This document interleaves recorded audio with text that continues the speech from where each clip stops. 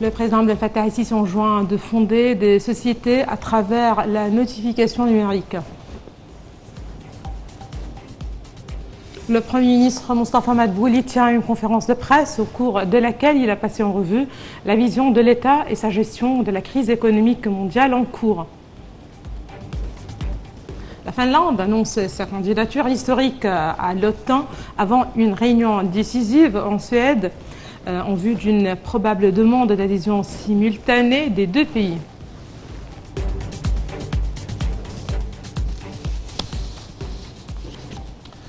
L'information en détail, le président Abdel Fattah el-Sisi a enjoint de fonder des sociétés à travers la notification numérique par le biais des plateformes et des sociétés virtuelles sans être obligé d'avoir un siège consacré à ces sociétés et ce, en vue de réduire leurs dépenses. Le chef de l'État s'est exprimé lors d'une réunion axée sur le suivi d'avancement des projets nationaux liés au secteur des télécommunications, de la technologie d'information. Lors de la réunion, le président a ordonné d'accroître les exemptions fiscales pour les sociétés de démarrage, d'activer même les listes des importations de composantes électroniques pour les entreprises spécialisées. D'autre part, le président a également instruit l'expansion de l'initiative numérique de l'Égypte pour les premiers diplômés des universités spécialisées.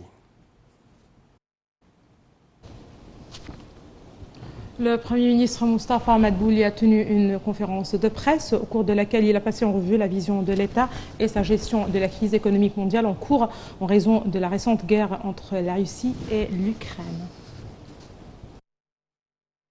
Après avoir souligné que le monde n'a pas connu une telle crise depuis 80 ans, le Premier ministre Dr Moustapha Madbouli a annoncé que le montant des pertes mondiales causées par la guerre entre la Russie et l'Ukraine a dépassé 12 trillions de dollars.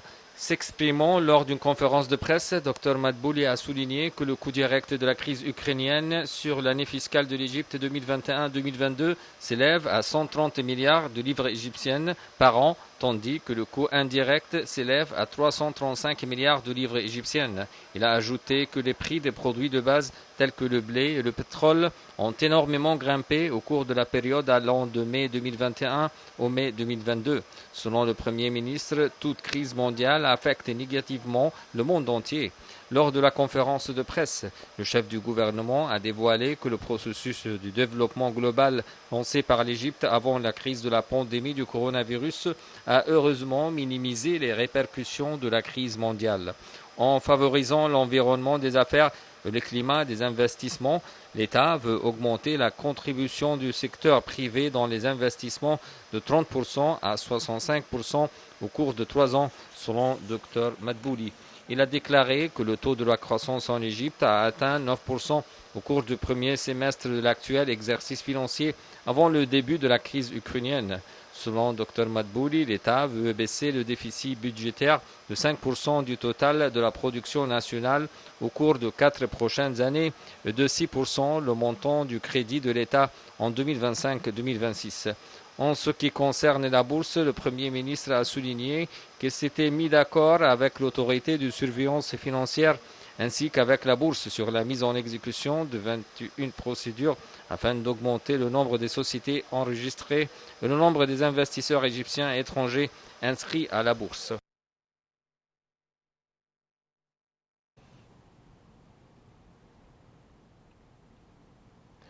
Sur le plan militaire, les forces armées ont assiégé et détruit un nombre de fiefs terroristes au cours des 3 derniers jours. Les éléments terroristes utilisaient ces fiefs comme centre pour mener leurs attaques. Ceci intervient dans le cadre des efforts intensifs déployés par les forces armées égyptiennes visant à éliminer le terrorisme dans le nord du Sinaï.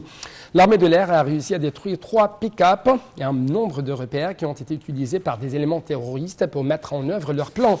Les forces de l'ordre ont également pu détruire un pick-up camouflé utilisé par les éléments terroristes, 2 RPG, 3 mitrailleuses multiples, un pistolet, 60 types de balles ont été également saisis.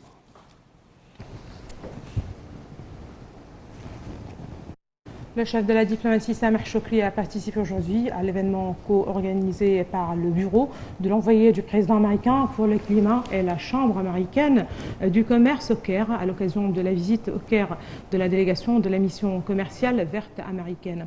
Selon le ministère des Affaires étrangères, cet événement sera centré sur l'examen des moyens de la coopération au cours de la 27e conférence internationale sur le climat COP27 que l'Égypte présidera et accueillera à Sharm el-Sheikh.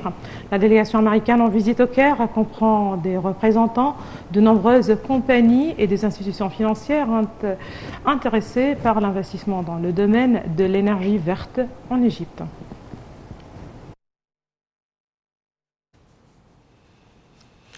Le ministre de l'Intérieur, Mahmoud Tawfiq, a reçu aujourd'hui le ministre de l'Intérieur soudanais, le lieutenant-général Anan Ahmad Mohamed, et la délégation qui l'accompagne lors de sa visite actuelle en Égypte. Les deux parties ont examiné les domaines de coopération bilatérale et les moyens de les renforcer, ainsi que les derniers développements au dossier sécuritaire d'intérêt commun.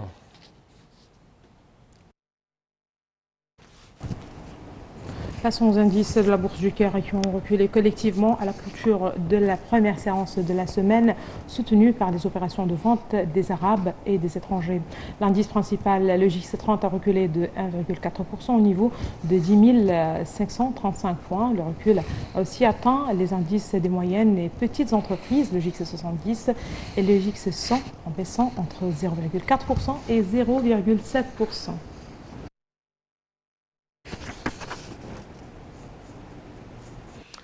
Les Libanais